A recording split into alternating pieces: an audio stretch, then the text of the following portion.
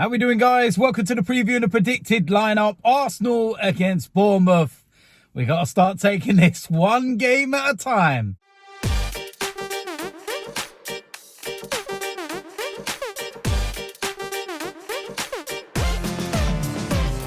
So, like I said, it's Arsenal against Bournemouth, and we need to start taking it one game at a time. It's getting towards that part of the season where you do start to really think about what could be achieved at the end of it. It's so close. And I know that 13 games is still a long way to go in some respects, and there's a lot of points still to play for. 39 to be precise.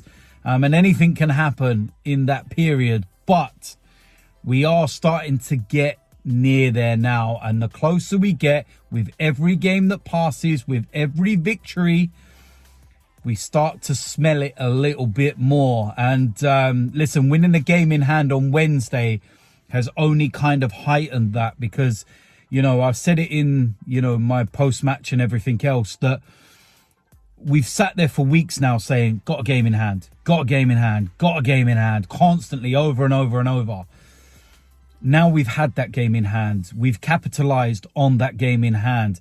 We got those 3 points. We're now 5 points clear at the top of the Premier League. I'm not going to count Manchester United in this mix at the moment, because where they've not played any games over the last week or so in the Premier League, and we've been playing games, it actually means that we're currently 11 points clear of them. And before they, you know, play their game on Sunday, which is actually away to Liverpool, we could be 14 points clear of them.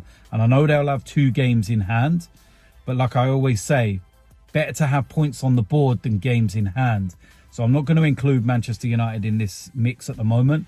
And I think the most honest of Manchester United fans don't even want to be included in this, you know, talk of the title and everything. They're just happy going about their own business and their own rebuild, etc. So it's Man City.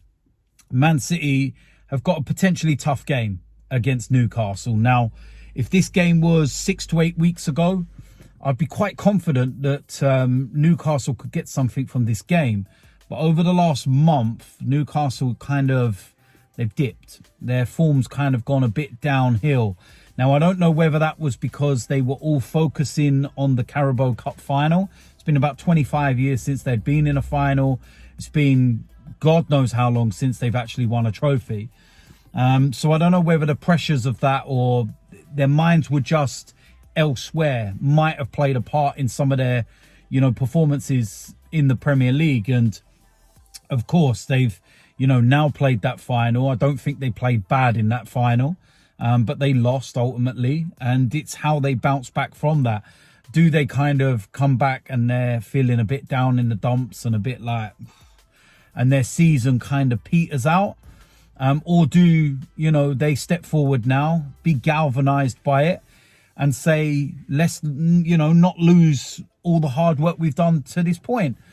So it's going to be an interesting game. And, you know, for the first time in a long time, Manchester City are going to be playing before Arsenal. They're going to be playing at 12:30, with our kickoff being at 3 p.m. So we will go into our game knowing full well what the situation is.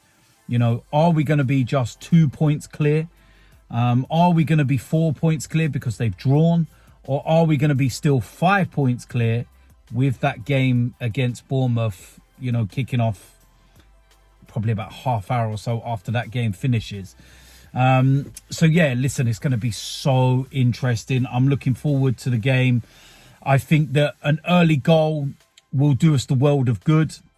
I don't know how Bournemouth will set up in terms of the way that a lot of sides do at the Emirates with their low blocks, and whether they'll be able to, you know, sustain that. You look at them last time out against Manchester City, they were pulled apart.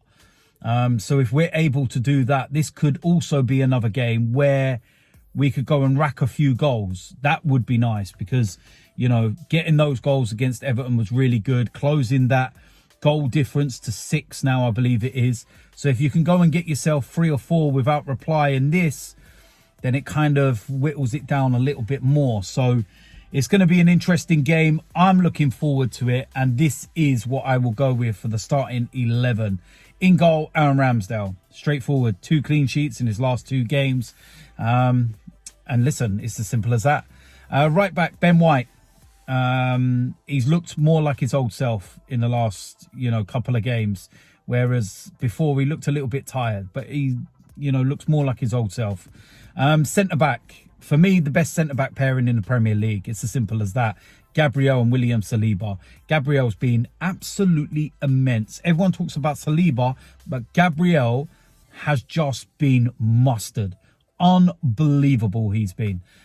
Superb. I don't know whether not getting into the Brazil squad has actually, benefited him, and he's turned around and said, okay, I know what I now need to do moving forward, because his performances have gone up a level. Left back, Zinchenko. Superb player.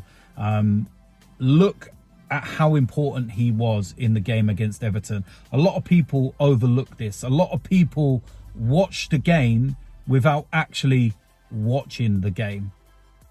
If you know, you know. And first goal was because of Zinchenko. The 4th goal was because of Zinchenko. And he done it multiple times. And that's what he's capable of doing when he goes into that inverted role.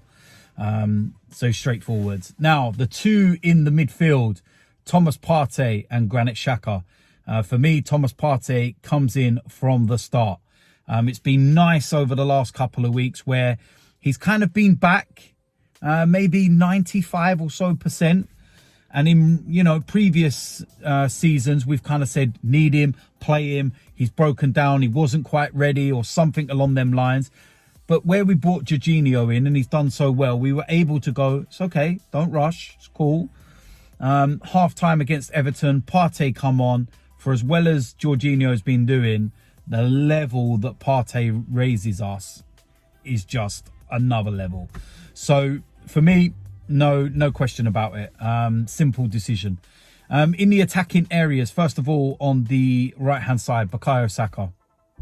Again, another very, very simple decision for me. I think that his recent performances, I think that some of the stuff that he's been doing of late, and the way that he's grabbing games by the scruff of the neck and everything else is just immaculate. So, yeah, who else is going to go there apart from him? It's very simple. In the middle, Martin Odegaard, another superb performance against Everton. That little slide against Iwobi, and he flipped up, and oh man, what an unbelievable player he is. And another goal as well. So yeah, very straightforward one for me. On the left-hand side, I'm going to go with Martinelli. Looks like his old self. Finally, he's starting to play.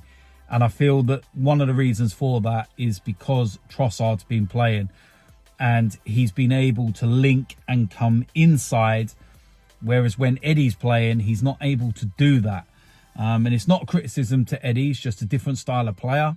And Martinelli's kind of suffered for it. But now he's bang on it. So very straightforward. Striker, false 9, whatever you want to call it, Trossard. He's been brilliant since he's come in January. Another assist the other night. The way he links and interchanges with Martinelli is superb. And it's a very straightforward one for me. So there we go. That is it for the preview and the predicted lineup. Let me know in the comment section what you think. Is that the starting 11 you would go with? We are about to start the Europa League again on Thursday. But for me, the priority is the Premier League. I'm not bothered about the Europa League. The Europa League for me, we don't need it to try and get into the Champions League, because I think that we're 90% already in the Champions League next season.